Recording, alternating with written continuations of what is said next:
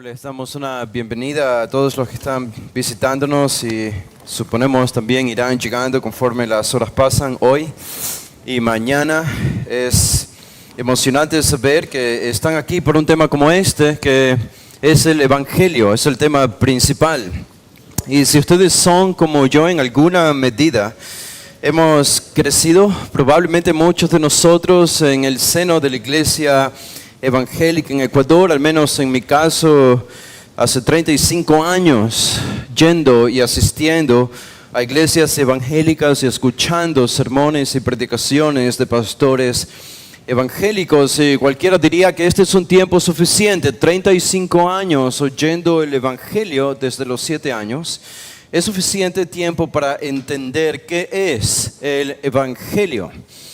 Y uno lo entiende, yo podría decir que lo entiendo, pero sus profundidades son tan hondas que el testimonio sería que aún falta por descubrir más acerca del evangelio. 20 de esos 35 años yendo a iglesias evangélicas, nunca, sin embargo, oí una predicación robusta, bíblica y profunda del evangelio claramente explicado. Y esto es algo sistémico, no es solamente o no se reduce a las iglesias a las que yo asistí como niño. Creo que puedo decir, a la luz de lo que la historia nos dice, el recuento de los relatos desde que la iglesia nació en el Ecuador hasta el día de hoy, que este es el caso de ustedes también. Es algo sistémico. Y les digo incluso algo más sorprendente. El problema no es solo que en los últimos, si le ponemos 50 años probablemente, la iglesia evangélica de Ecuador y Latinoamérica no ha predicado un evangelio sólido, robusto y doctrinal, sino que en los últimos 200 años, esto no ha sido así. Desde que prácticamente el evangelio llegó a nuestro país. Y esto es a lo que nosotros nos motiva, nos empuja y nos alienta a organizar una conferencia como esta. Estamos conscientes de que esta es una declaración atrevida, de que el evangelio robusto, sólido y doctrinal no había llegado a nuestro país desde hace 200 años, aunque esto está cambiando en los años recientes debido a las redes sociales y prédicas del evangelio más bíblicas en los recientes años. Pero a pesar de que puede sonar como una declaración atrevida, al menos yo me propongo demostrar esto en los siguientes minutos el día de hoy. Y de hecho toda esta conferencia, en todos los hermanos pastores que ustedes van a escuchar, sensaciones principales o talleres, van a escuchar algo acerca de qué anduvo mal con el evangelio que llegó a Ecuador y qué es lo bíblico que nosotros debemos encontrar. ¿Y cuáles son los desafíos? ¿Cuáles son los obstáculos? ¿Cuáles son esas sombras, esos escombros? ¿Cómo deshacernos de estos escombros que nublaron el evangelio bíblico y encontrar juntos el verdadero evangelio de Cristo? Una aclaración a esto, sin embargo. Esto que acabo de decir no significa que nadie fue salvo en 200 años. En 200 años, a pesar de que no llegó un evangelio robusto, bíblico y doctrinal a nuestro país, gente fue salva. Y eso yo creo que es solamente una ilustración del gran poder incontenible del evangelio. Digo, el evangelio es tan poderoso, es un mensaje cósmico que viene literalmente del cielo aquí a la tierra para comunicarlo por medio de hombres. Pero este evangelio que nace en el seno de la Trinidad divina, como descubriremos hoy, es tan poderoso que incluso cuando lo comunicas de manera medianamente distorsionada, cuando lo comunicas de manera incompleta, aún así es tan poderoso que Dios puede usar eso para salvar almas. Hermanos, y eso es lo que ha sucedido en 200 años. No es que ha habido salvos en 200 años gracias a un evangelio robusto que fue predicado. Ha habido salvos en 200 años gracias a la misericordia de Dios y a pesar de un evangelio incompleto que fue predicado en 200 años. Pero esto se debió solo a la gracia de Dios. Y es importante reconocer esto. Ahora, mi tema particular en esta sesión es un retrato del evangelio que recibimos hace 200 años. Un retrato es básicamente, yo quiero presentarles en esta tarde cuál es el evangelio que nosotros recibimos hace 200 años, pero no puedo limitarme a eso, ¿verdad? Porque sería una clase de historia. Y por más que tenga la tentación de hablar de historia, no puedo inducirlos a ustedes a escuchar solamente una sesión de 50 minutos o 60 minutos de meramente historia y solo hablar del pasado.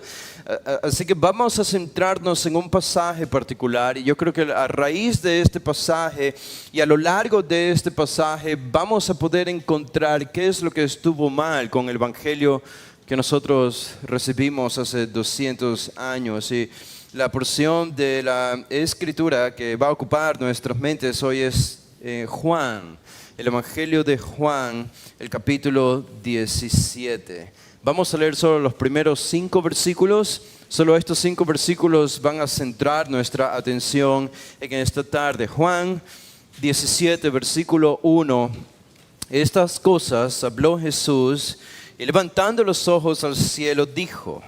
Estas son las palabras de Jesús. Esta es la oración de Jesús al Padre. Esta es la oración escrita de Jesús más larga que tenemos en toda la escritura. Este es un pasaje lleno de misterios, pero también lleno de revelaciones. Y digo misterios porque es una ventana que nos introduce a la intimidad de la relación entre el Padre y el Hijo. Hermanos, este es un pasaje tan glorioso para nosotros que es imposible descubrir toda su brillantez en solo 60 minutos. Pero la intimidad entre el Padre, el Hijo y la Trinidad, como es vista en este pasaje, no se la ve en ningún otro pasaje de la Biblia.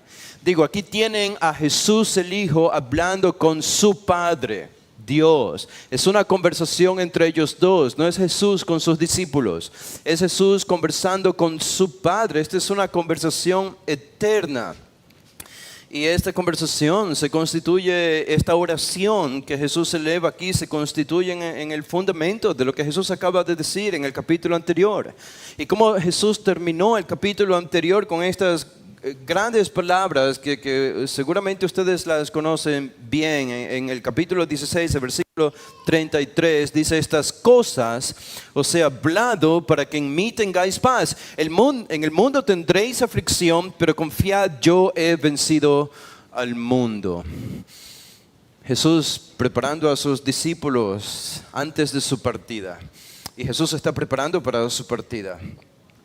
Y en el capítulo 18 ya tenemos el arresto de Jesús y Él va a morir. Él está pensando en estas cosas y ha preparado a sus discípulos desde el capítulo 14, 15, 16. Es el gran discurso de Jesús a sus 12 discípulos. Pero ahora aquí en el capítulo 17, Él en algún lugar, no sabemos ni estamos seguros dónde, pero en algún lugar, apartándose de sus discípulos, pero también audiblemente para ellos, Él eleva esta oración al Padre. Y aquí hay componentes del Evangelio que nosotros vamos a descubrir. Saben, aquí en estos 5 versículos, solo 5 versículos, vamos a descubrir componentes del Evangelio bíblico que no llegaron a nuestras tierras hace 200 años. Nos lo perdimos. Estos componentes se quedaron en algún lugar enterrados mientras los misioneros viajaban aquí al Ecuador para predicar el Evangelio. Y estamos tan agradecidos que ellos predicaron el Evangelio y hubo algunos sacrificios de ellos, pero no llegó el Evangelio con todo su resplandor. Y aquí hay algunos elementos. Ahora, este pasaje es demasiado glorioso. Noten lo que dice el versículo 1. Estas cosas habló Jesús y levantando los ojos al cielo dijo: Padre, la hora ha llegado. Glorifica a tu Hijo para que también tu Hijo te glorifique a ti.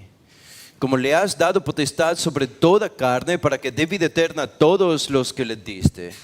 Y esta es la vida eterna, que te conozcan a ti, el único Dios verdadero, y a Jesucristo a quien has enviado. yo te he glorificado en la tierra. He acabado la obra que me diste que hiciese. Y el 5 dice, ahora pues, Padre, glorifícame tú al lado tuyo, con aquella gloria que tuve contigo antes que el mundo fuese. ¿Qué gloria encontramos aquí? Saben, esta es una descripción en un sentido del evangelio bíblico muy distante al evangelio que llegó a nosotros. El otro evangelio que llegó aquí al Ecuador, ¿cuál es el evangelio que llegó aquí al Ecuador? Bueno, hace 500 años, no estamos hablando hace 200 años, hace 500 años, es decir, 300 años más hacia el pasado. Estamos ubicándonos en los 1500 o a finales de los 1400. ¿Se acuerdan cuál es el gran personaje famoso que llegó a las Américas y descubrió las Américas? Lo aprendieron en la escuela. Cristóbal Colón es probablemente lo único que se acuerdan de lo que aprendieron en la escuela. Y lo digo por mí también. Pero Cristóbal Colón, y con Cristóbal Colón llegó toda una nueva religión a las Américas, a Sudamérica y al Ecuador. ¿Cuáles eran las religiones o cuál era la religión que imperaba en ese tiempo? Eran las religiones animistas, es decir, adoración de espíritus, adoración de dioses falsos de los indígenas, y la vida era muy precaria aquí. Llegaron los españoles con Cristóbal Colón y llegaron los católicos, la Iglesia Católica.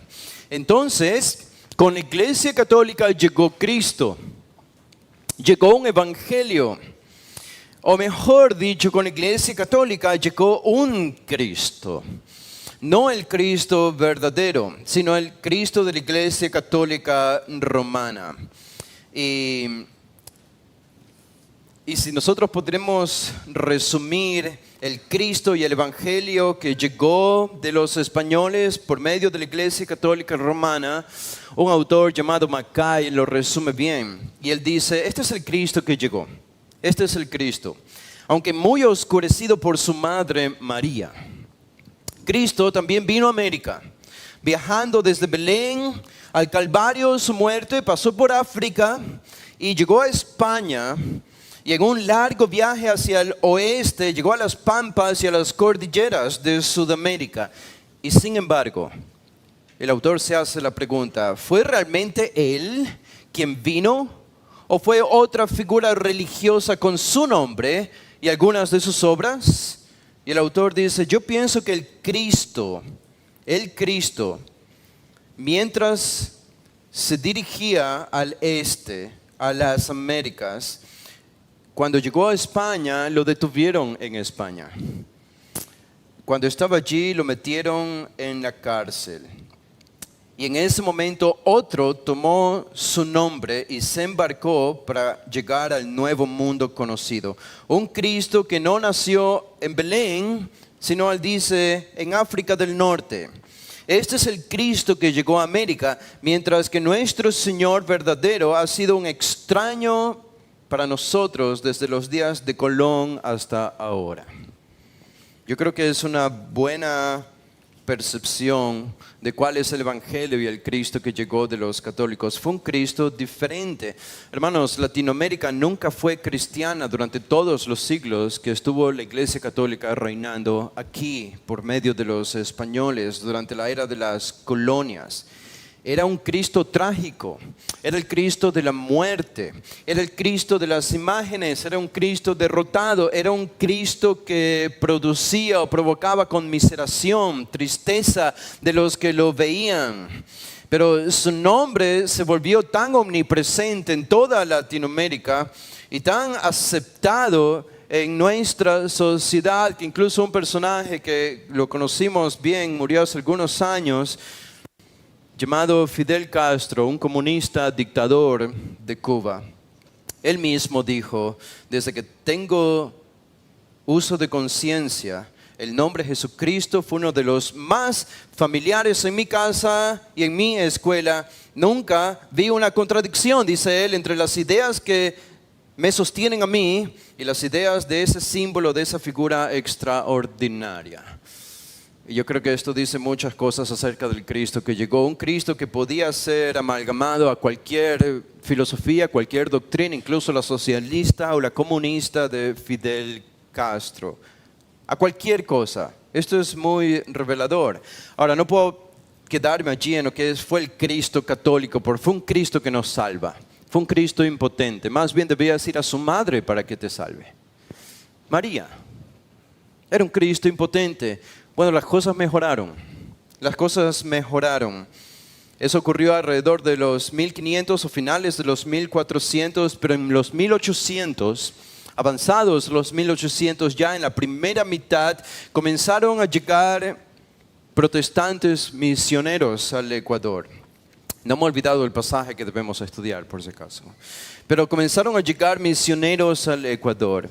¿Y cuál fue el evangelio que ellos trajeron? ¿Mejoraron la situación espiritual? Sí, sí la mejoraron.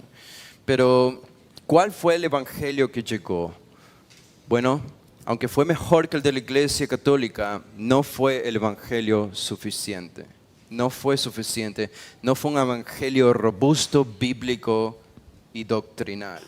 Ahora, Juan 17, aquí vemos algunos componentes. El primer componente de un genuino y verdadero evangelio, en esta conversación intertrinitaria entre Jesús y el Padre, lo encontramos en el versículo 1. En el versículo 1 aparece la palabra gloria. Va a volver a aparecer más adelante, es gloria, gloria, gloria. Pero en este versículo 1 Jesús nos introduce a este tema. Dice Juan, estas cosas habló Jesús. ¿Qué cosas? Lo del capítulo anterior, 16, 15 y 14. Grandes instrucciones de Jesús para sus discípulos de cómo permanecer en Él y cómo encontrar sostén en Él, ahora que ya habían convertido a ellos en sus discípulos. Y entonces Jesús levanta los ojos al cielo, no a sus discípulos, y dice: Padre, la hora ha llegado. La hora ha llegado. Esta frase, la hora ha llegado, a menudo la Biblia la usa, Jesús mismo la usa, hablando del tema o pensando en la imagen del nacimiento de un bebé.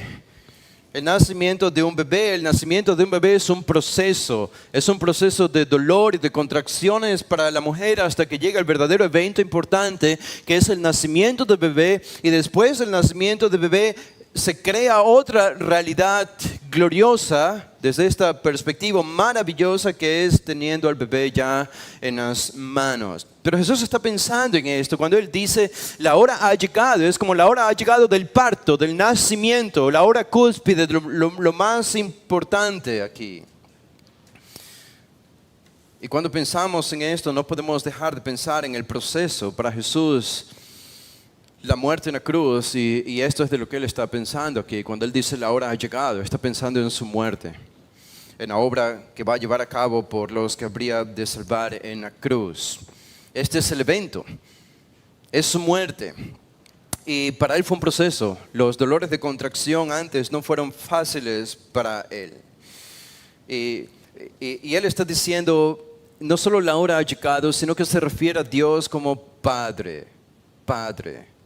Ahora, tú y yo no tenemos derecho de llamar a Dios Padre. Tú no tienes el derecho de llamarle a Dios Padre. Yo no tengo ese derecho por naturaleza. Jesús sí. Jesús sí. Y sucede que Él nos ha conferido ese derecho. Y esa es la única razón por la que podemos llamarle a Dios Padre. Pero no tenemos un derecho natural para llamarle a Dios nuestro Padre. No. La Biblia enseña que nuestro padre ha sido el diablo. Eso es por naturaleza. Pero este es un privilegio que hemos recibido. Y deberíamos recordarlo cada vez que nos acercamos a él en oración y decimos Padre. Este es un derecho prestado de Jesús a nosotros. Pero con Jesús es diferente. Él sí tiene un derecho natural a llamarle a Dios su Padre. Y a menudo no entendemos esto, pero aquí aparece la referencia de que Él es su Hijo. Él se llama a sí mismo, en lugar de decir glorifíqueme a mí, Él habla en tercera persona, dice glorifica a tu Hijo. A tu Hijo, y a menudo hace referencia al mismo, no en primera persona, sino en tercera persona. Yo creo que la razón es porque Él quiere que entendamos las imágenes que está utilizando aquí. Quiere profundizar o aclarar la relación que existe entre Él y el Padre.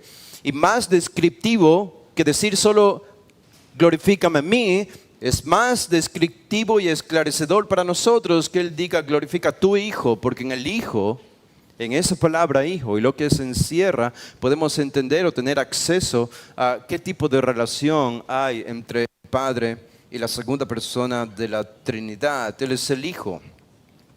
Hijo es una palabra que la pasamos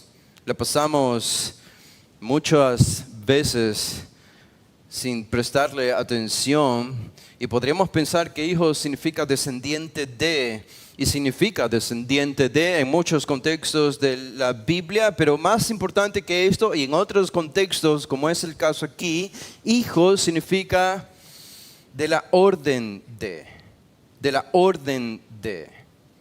Por ejemplo, hijos de los profetas aparecen en el Antiguo Testamento, en 1 de Reyes 20, o hijo de cantores en Nehemías. No significa que eran los hijos naturales, sino que eran de la orden de, pertenecían a la misma orden. Naturalmente eran lo mismo, cantores o profetas. Cuando la Biblia dice que Jesús es el Hijo de Dios, está diciendo que es de la misma orden que Dios. ¿Qué significa eso? Que es divino.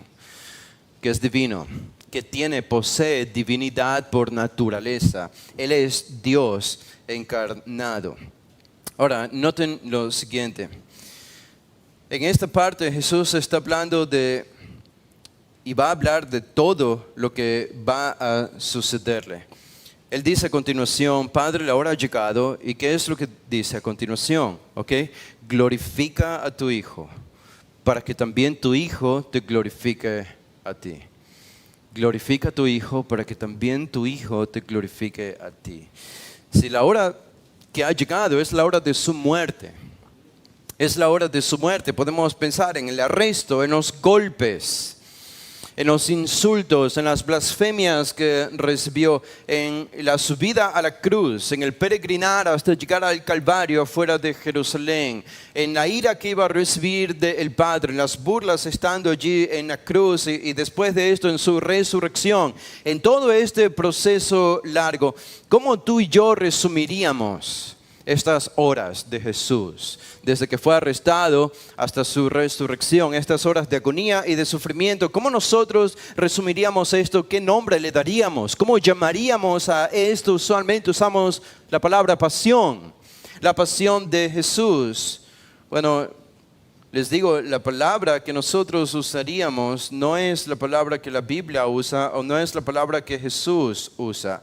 De hecho, la palabra que Jesús usa es una palabra que nosotros nunca usaríamos normalmente para describir estas horas de agonía de Jesús. Y Él la usa aquí en el versículo 1. Él dice, glorifica a tu Hijo. ¿Cómo Jesús pensaba de su muerte, de las horas de su agonía y de su crucifixión en la cruz? Como una glorificación del Padre. Una glorificación al Padre. ¿Han pensado así antes acerca de la muerte y la agonía de Jesús? Es una gloria para Él, es gloria. Gloria a las bofetadas, el sufrimiento, la muerte y la agonía es gloria. Es lo que dice en el versículo 1. Y no es solamente gloria, es un intercambio de gloria.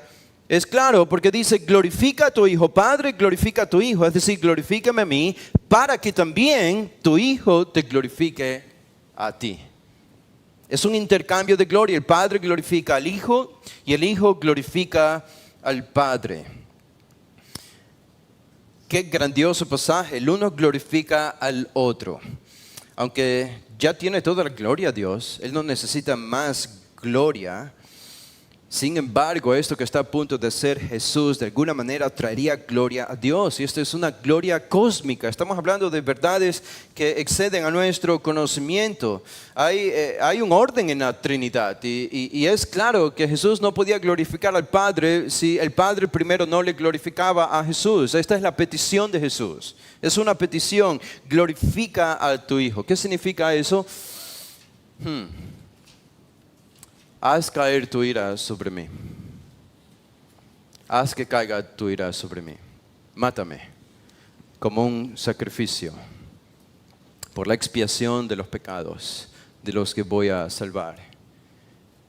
Glorifícame. No solo eso, resucítame y asciéndeme a tu diestra. Es como más adelante incluso le va a decir Jesús. Pero la idea de el concebir la obra de Cristo desde esta perspectiva de gloria, es como para la gloria de Dios. Jesús muriendo para la gloria de Dios, cambia nuestra perspectiva sobre cómo nosotros explicaríamos el Evangelio.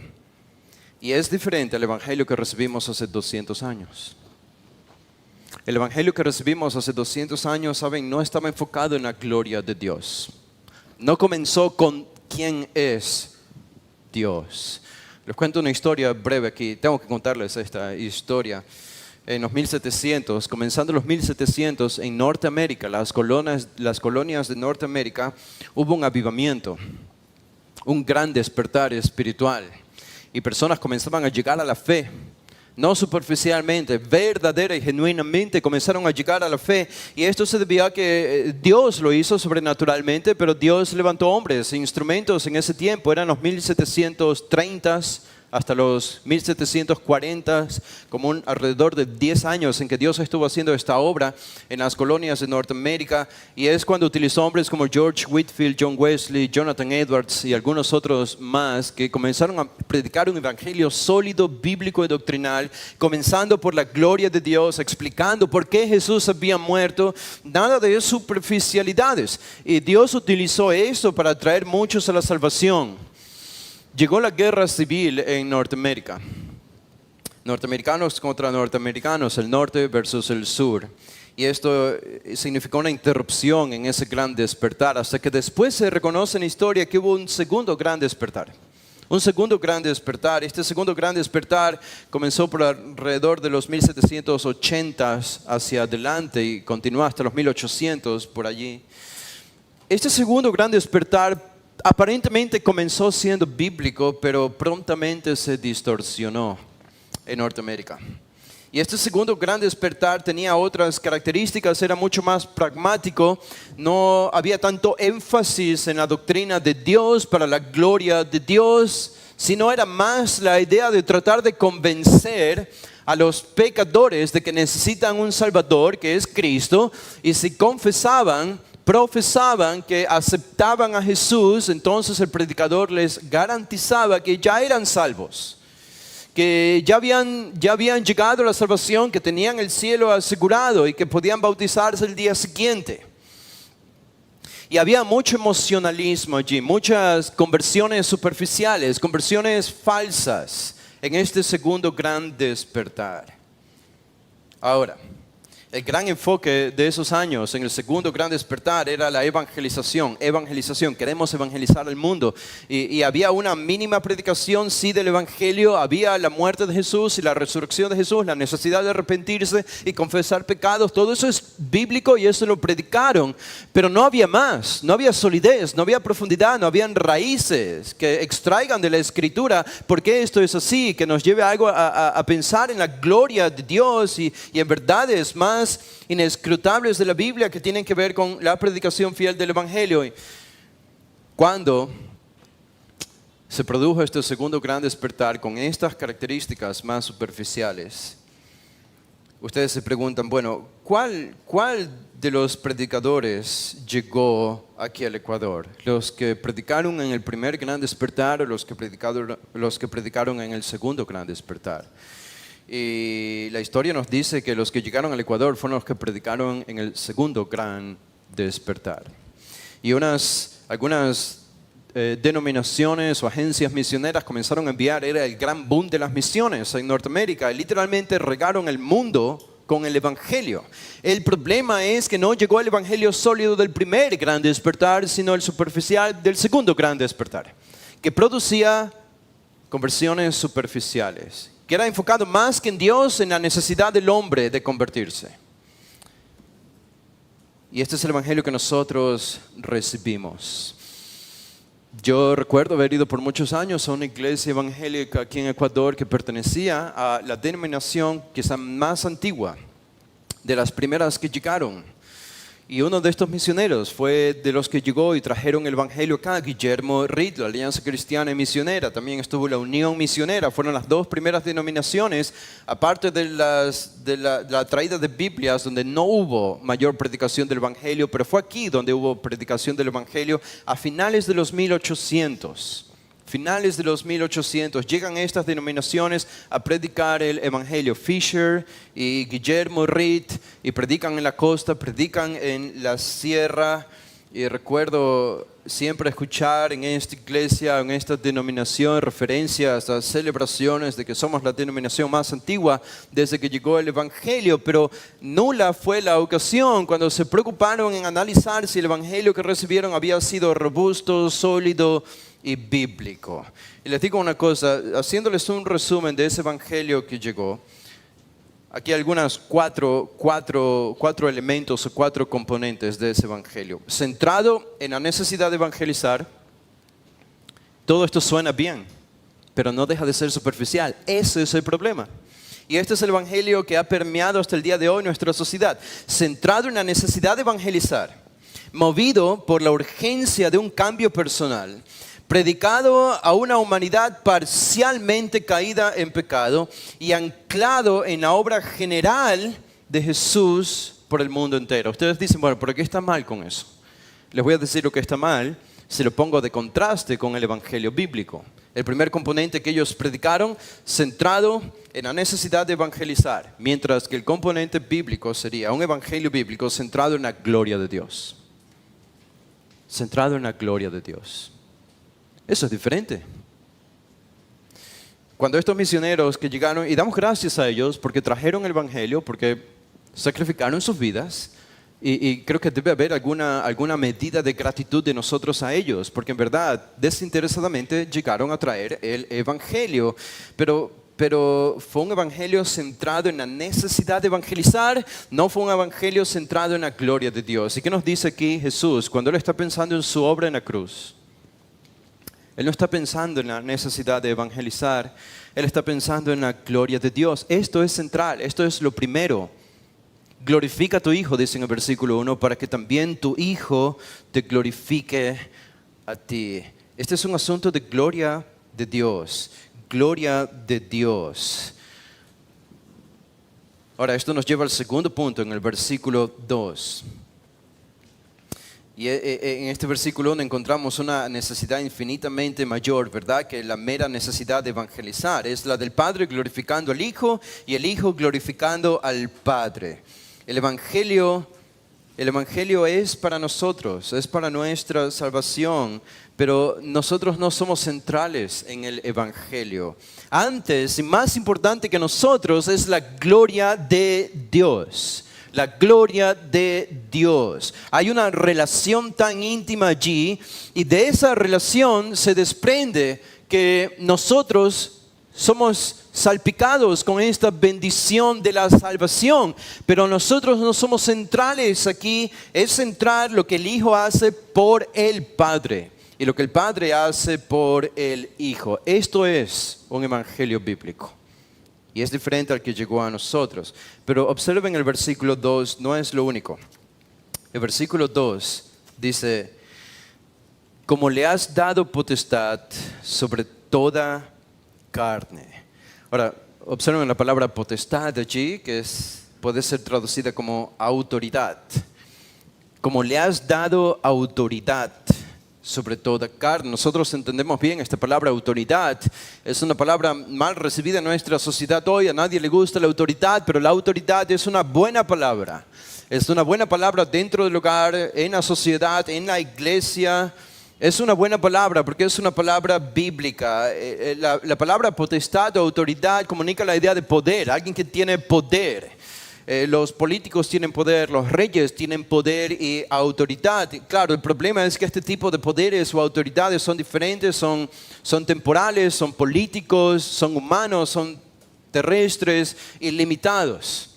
Cuando pensamos en autoridad, entonces estamos pensando en poder, pero en el contexto de este pasaje es un poder divino. Es un poder que lo supera todo, está por encima de todas las cosas. Dice, como le has dado, Jesús sigue hablando en tercera persona del mismo. ¿Se dan cuenta? No deja de ser interesante. Eso Él no dice como me has dado, sino como le has dado. Porque está hablando de sí mismo, pero usando la referencia de hijo. ¿Por qué? En todo este pasaje. ¿Por qué? Porque es tan importante, ese es el centro de este pasaje, la relación del Padre y el Hijo. ¿Y qué significa? Que Él sea el Hijo del Padre. De eso se desmembra todo lo que Jesús dice aquí en esta oración del capítulo 17. Pero dice, como le has dado potestad sobre toda carne. Sobre toda carne. Wow.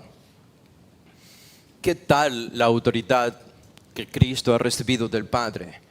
Sobre toda carne. Es decir, sobre todas las personas. Sobre cada uno de los individuos que existen en este planeta, que ha existido y que va a existir en este planeta. Sea que ellos lo reconozcan o no, el mundo simplemente se divide en estos dos grupos, los que reconocen la autoridad de Cristo, los que no reconocen la autoridad de Cristo, pero aún los que no reconocen la autoridad de Cristo sobre ellos, Él tiene absoluta y plena autoridad sobre sus vidas. No hay un solo ser que no esté sujeto a la autoridad divina, ni uno.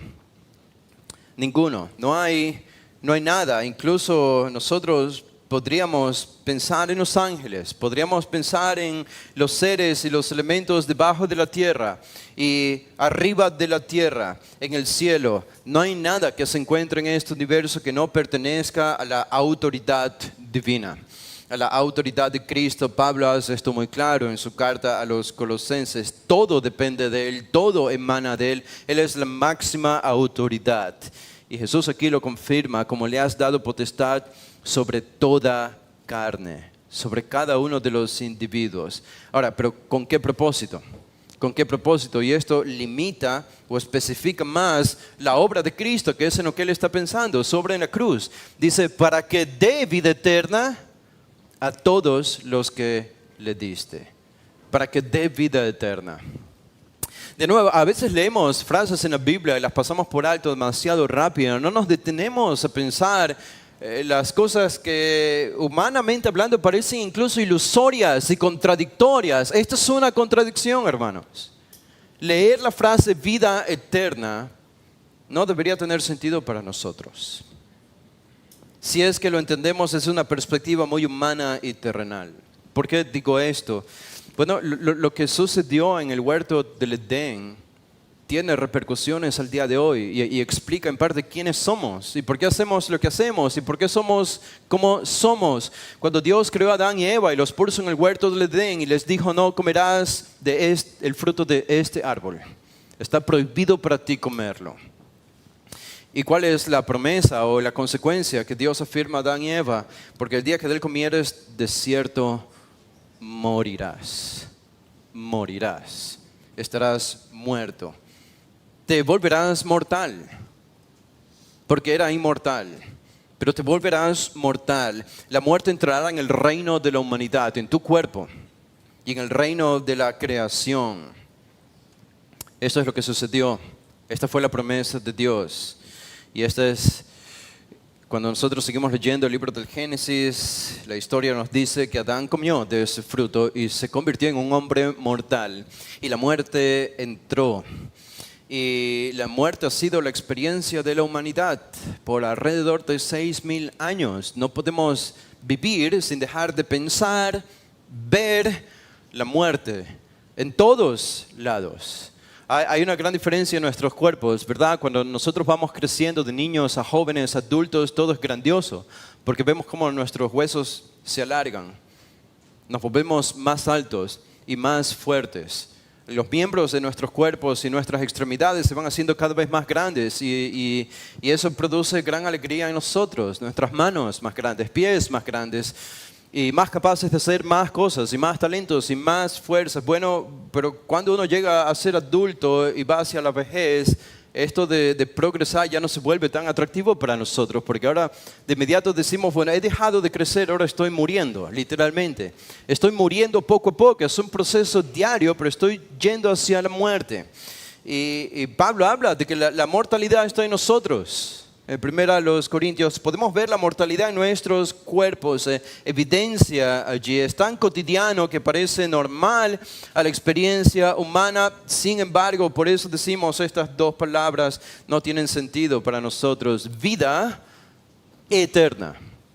Y es esa palabra eterna la que califica esta vida tan diferente como la hemos visto hasta ahora. Necesitamos una explicación. ¿Cómo la vida puede ser eterna? Ya que nuestra experiencia nos dice todo lo contrario. Somos pecadores y vamos muriendo poco a poco y vamos a morir. Y la única explicación tiene que ser una explicación divina, una explicación cósmica. ¿Cómo hablamos de vida eterna? Bueno, Juan 3:16, porque de tal manera amó Dios al mundo que ha dado a su Hijo unigénito para que todo aquel que en Él cree no se pierda, mas tenga vida eterna. Esa es la vida eterna de la que habla aquí Jesús. Como le has dado potestad sobre toda carne para que dé vida eterna. Jesús tiene la autoridad de conferir vida para siempre, vida eterna, vida sin fin. ¿A quiénes? Al final del versículo 2. A todos los que le diste. A todos los que le diste. Esto es lo que nosotros somos. Estos son dones, son regalos.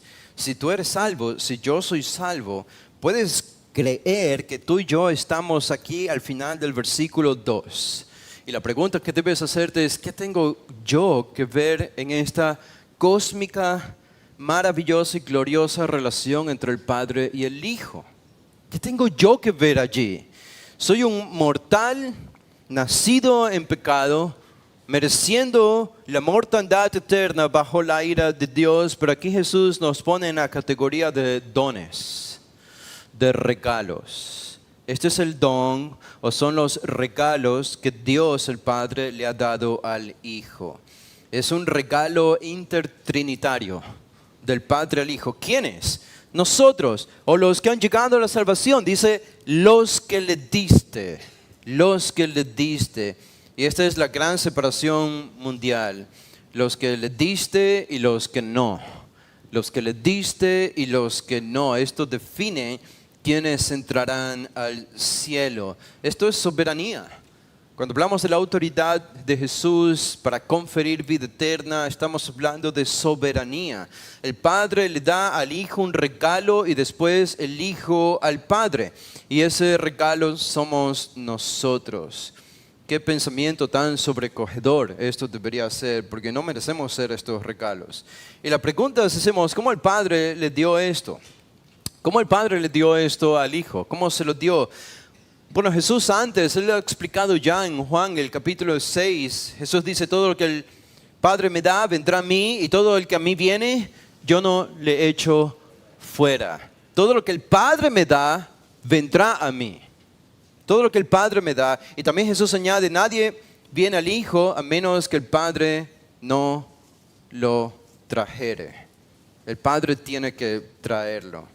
Hermanos, cuando Jesús dice aquí, a todos los que le diste, la pregunta es, ¿cuándo el Padre se los dio al Hijo?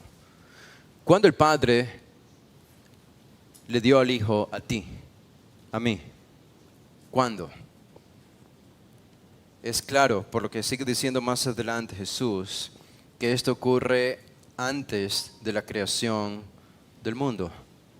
La respuesta natural de un evangélico promedio hoy sería, bueno, ¿cuándo el Padre le dio al Hijo a los que habrían de ser salvos? Alguien diría, bueno, ¿cuándo creí? ¿Cuándo me arrepentí? ¿Cuándo me convertí? Porque el énfasis está en nosotros siempre. Y sin embargo, aquí Jesús está diciendo, no cuando oíste el Evangelio, sino antes de haber oído el Evangelio, antes de crear el cosmos, el mundo y el universo en la eternidad pasada. Es asombroso este pensamiento. Antes de siquiera haber existido, el Padre nos había dado al Hijo como un don, como un regalo. La pregunta, ¿cómo perteneces a Cristo? ¿Cómo llegas a Cristo? ¿Cómo logras pertenecer a Él? Decimos, porque creí. Ahora, no está mal, hay que creer, es la responsabilidad humana, hay que creer, hay que arrepentirse, hay que abandonar el pecado. Pero la respuesta más bíblica a la luz de este pasaje, al menos, no es cuando creímos, sino antes de que hayamos creído. Y esa es la razón, hermanos, por la que no podemos ser apartados de Él. Es la única razón por la que podemos afirmar la seguridad de nuestra salvación. Saben, este evangelio no llegó hace 200 años. No llegó hace 200 años, porque si les digo de las otras características que les mencioné, no solo llegó un evangelio centrado en la necesidad de evangelizar, sino que llegó un evangelio también movido por la urgencia de un cambio personal. Movido por la urgencia de un cambio personal. Pero lo que estamos viendo aquí es que el verdadero evangelio bíblico está movido por la soberanía de Dios. Y esto no fue parte de la predicación de Guillermo Rick, de Fisher y de los otros misioneros que llegaron hace 200 años. Y no fue parte de las iglesias que se formaron en Ecuador o en Latinoamérica hasta ahora. No hay este vocabulario, no existe este énfasis, por eso nuestro evangelio ha sido tan débil y no ha producido la transformación que pudo haber producido si hubiese sido diferente y más bíblico. Pero es claro, y esto lo explica todo, no vivimos en la inseguridad. No vivimos pensando que nuestras obras nos van a mantener en la salvación seguros. No son nuestras obras, no los sacramentos de la Iglesia Católica, no es nuestra firmeza en creer. Todos cantamos aquí, o al menos en esta iglesia cantamos una canción, Él me sostendrá. Ustedes la han escuchado probablemente. Él me sostendrá. Esta es una canción con letra bíblica, una canción moderna, o más o menos antigua, modernizada, pero con letra bíblica. ¿Por qué es tan importante reconocer eso? Es tan importante porque si dependiera de nosotros mantener la salvación, el problema es que si dependiera de la fuerza de nuestro corazón no es lo suficientemente fuerte como para mantenernos en la salvación. Si fuese por la fuerza de nuestra mente en mantenernos en la salvación, nuestra mente no es lo suficientemente fuerte. Si fuese por nuestra obediencia es imperfecta y no podríamos mantener la salvación. Si fuese por nuestro cuerpo, lo que hacemos o lo que pensamos, el problema es que sufrimos de tantas enfermedades, podemos pensar en el Alzheimer, en la demencia senil. Y algún cristiano podría olvidarse de que alguna vez creyó en Dios, ¿saben? O de cómo adorar a Dios. Y entonces surgen preguntas, ¿llegará este a la salvación? ¿Llegará este a la salvación si ya ni siquiera sabe quién es? Ni quién es Dios, ni quién es Jesús.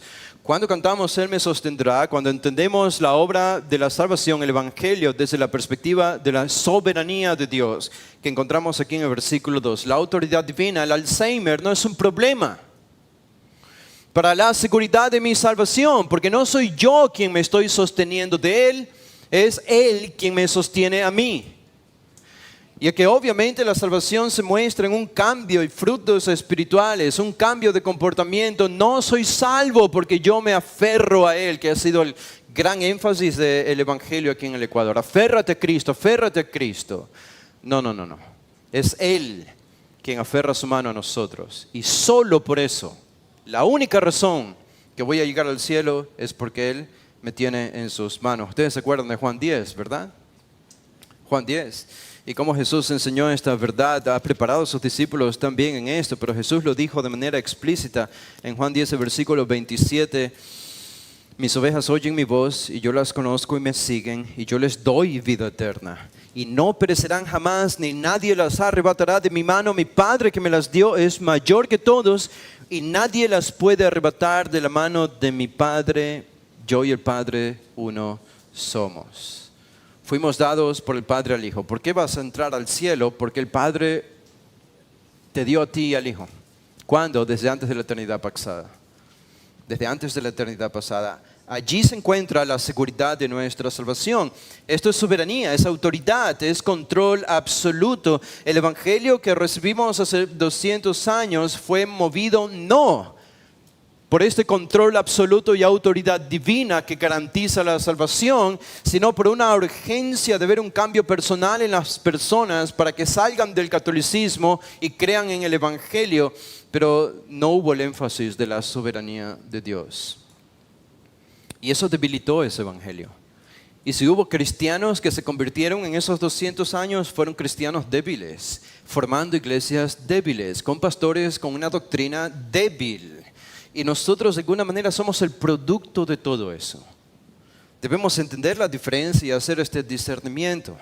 Ahora, ¿cuánto tiempo me queda? ¿A qué hora debo terminar? Estoy acostumbrado a predicar los domingos, no los viernes. Entonces no sé a qué hora debo terminar. Sí, no, en serio, si me ayuda alguien porque debo saber a qué hora debo terminar. No quiero pasarme del tiempo. Bueno, me están haciendo la señal de la cortada de cabeza allá atrás. Así que déjenme terminar con esta conclusión. Y me toca volver a predicar al final del día de mañana y podemos continuar con este pasaje. Pero solo déjenme terminar con el versículo 3, ¿ok? Y esto ya es a modo de conclusión y aplicación. Jesús añade aquí, cuando él ha hablado de la vida eterna, en el versículo 2 introduce el tema de la vida eterna y dice en el 3, y esta es la vida eterna. Ahora él va a explicar, va a ampliar qué es la vida eterna. Y dice, que te conozcan a ti, el único Dios verdadero, y a Jesucristo, a quien has enviado. Hermanos, la vida eterna es un conocimiento. Es un conocimiento. Ahora, ustedes pueden decir, ¿qué significa? Bueno, entiendo. Conocimiento es que debes conocer el Evangelio para entrar a la vida eterna. O sea, el conocimiento del Evangelio te ayuda a entrar a la vida eterna. No es lo que dice Jesús. No, es eso, pero es más que eso. Él define la vida eterna como un conocimiento. Y esta es, no solo la entrada, es la vida eterna. Que te conozcan a ti, el único Dios verdadero, y a Jesucristo, a quien has enviado. Esta es otra de las grandes diferencias con el Evangelio que recibimos hace 200 años y el Evangelio bíblico. El Evangelio es un conocimiento, es el conocimiento de Dios y el conocimiento de Cristo Jesús. ¿Quién es Dios? ¿Y quién es Cristo? ¿Y quién es Jesús? Esta es la persona de Cristo y de Dios que hacen que el Evangelio tenga sentido y que sea comprensible, y el componente necesario para que sea un Evangelio sólido y bíblico. Vamos a hacer una oración y Dios mediante continuar con este pasaje más adelante. Padre, gracias, Señor, te damos por tremendas verdades que podemos encontrar en este pasaje de la Escritura.